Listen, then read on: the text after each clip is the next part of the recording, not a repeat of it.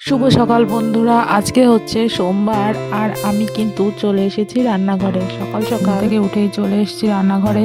তো রান্নাঘরে এসেই দেখতে পেলে আমি প্রথমে সুইচগুলোকে অন করে নিলাম, কারণ এখনও চারদিকটা অন্ধকার আর আমাদের রান্নাঘরে এদিকটা কিন্তু অনেকটা পরে আলো আসে।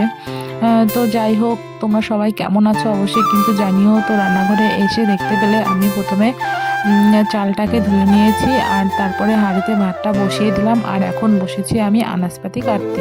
তো ভাতটা বসিয়ে দিয়ে আসলাম, ভাতটা উঠতে যাবে, যেহেতু আমাদের বাড়ির চাল আর সেদ্ধ চাল, একটু সময় লাগবে ভাতটা হতে, সেই জন্য আমি ঝটপট করে এই সুযোগে সবজিগুলো কেটে নেব।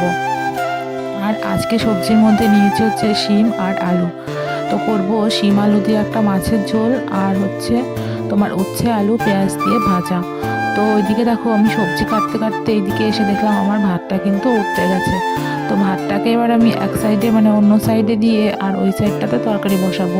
আর এইদিকে তাহলে আস্তে আস্তে ভাতটা হয়ে যাবে আর ওইদিকে তরকারিটা তাড়াতাড়ি হয়ে যাবে।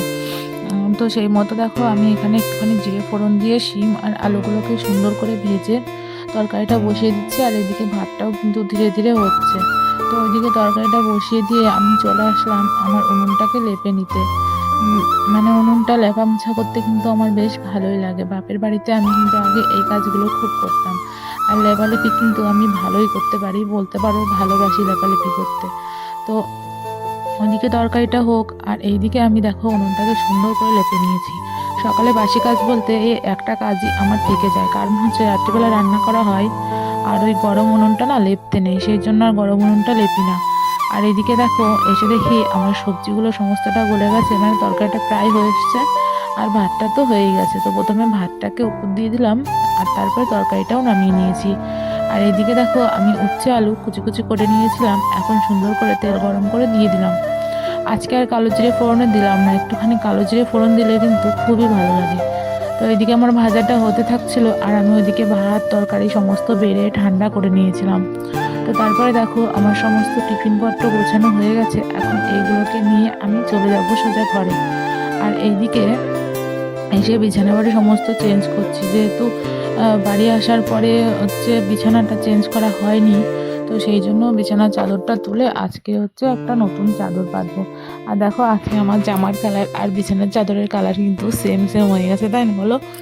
তো এই যে আগের দিনকার চাদরটা আর বিছানা বালিশের কভারগুলো এখন নিয়ে হচ্ছে ভিজিয়ে দেবো। আর হচ্ছে একটুখানি গরম জল করে নিয়েছিলাম, সেই গরম জলে ভেজালাম। যেহেতু শীতের দিন একটুখানি গরম জল করে জামা কাপড় কাচলে কিন্তু খুব সুন্দর হয়, ঠান্ডা জলে কিন্তু অতটাও পরিষ্কার হতে চায় না।